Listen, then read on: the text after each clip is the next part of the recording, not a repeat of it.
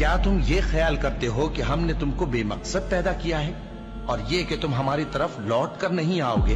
तो अल्लाह जो सच्चा बादशाह है, उसकी शान इससे ऊंची है। उसके सिवा कोई माबूद नहीं, वही अर्शे करीम का मालिक है। और जो शख्स अल्लाह के साथ और माबूद को पुकारता है जिसकी उसके पास कुछ भी सनद नहीं, तो उसका हिसाब उसके रब के यहाँ होगा। कुछ शक नहीं कि काफिर कामयाब नहीं होंगे। और अल्लाह से दुआ करो कि मेरे परवरदिगार मुझे बख्श दे और मुझ पर रहम कर, और तू सबसे बेहतर रहम फरमाने वाला है।